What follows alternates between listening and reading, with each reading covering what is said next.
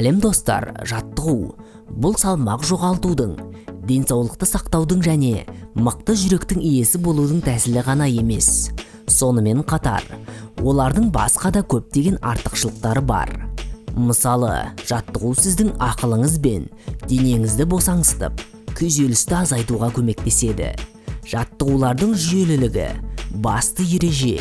Спорттағы тұрақтылық, сәттілік үшін маңызды. Біз бүгін жаттығу туралы қызықты ақпараттармен бөлісеміз.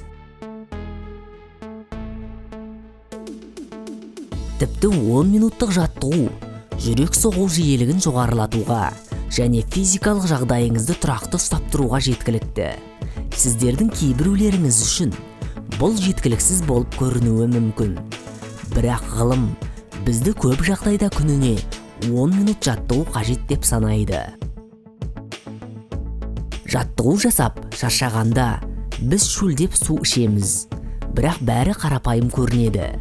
Ұзақ уақыт сусыздану жаттығудың тиімділігін төмендетеді. Күш жаттығуларын орындау мүмкіндігіміз өте аз сусыздануға байланысты төмендейді.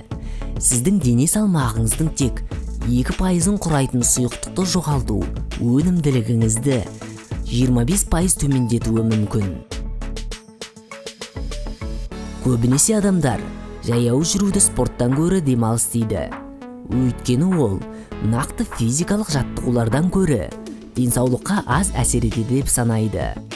Бұл адамдар жаттығуды тек шыққан тердің мөлшерімен өлшенбейтінін ұмытып кететін сияқты. Жаяу жүру жүректің соғуын тездетеді. Бұлшықеттер жұмыс істейді және майды жояды. Сіз нақты жаттығудан күткен барлық нәрсе.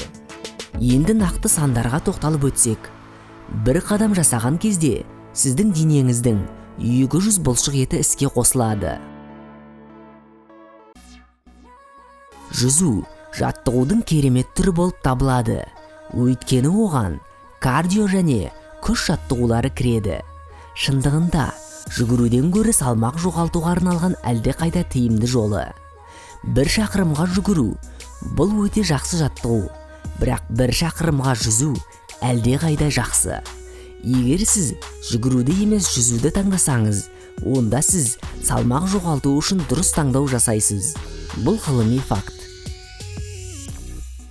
Жаттығу жүрек тамыр ауруларының даму ықтималдығын, сонымен қатар сүйектеріңізді сау және мықты ұстауға көмектеседі.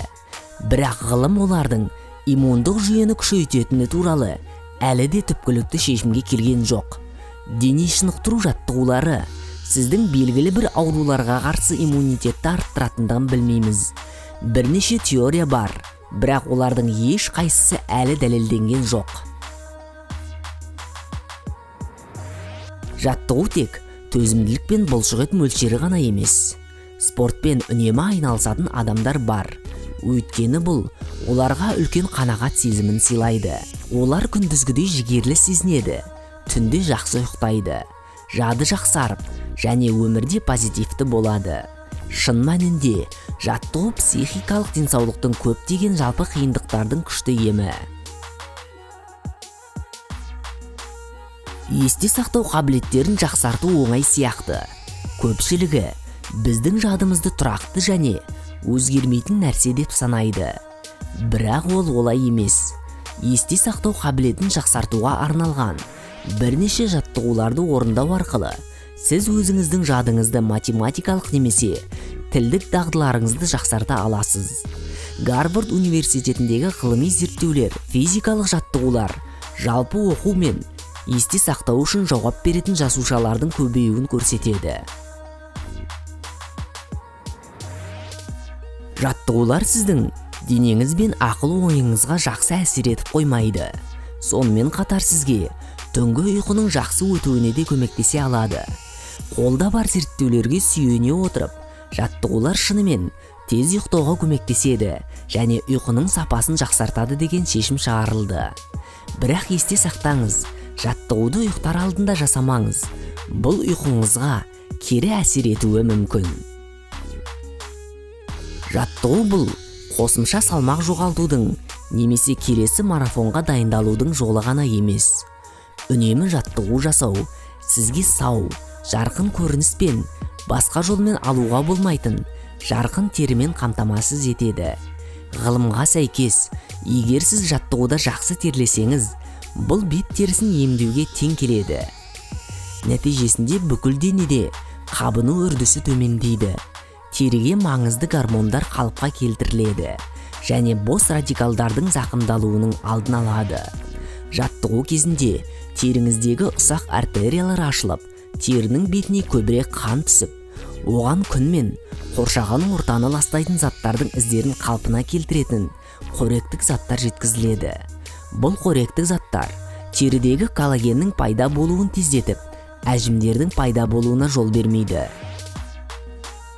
Ал видео қызықты әрі пайдалы болса, лайк басып кетуді ұмытпаңдар.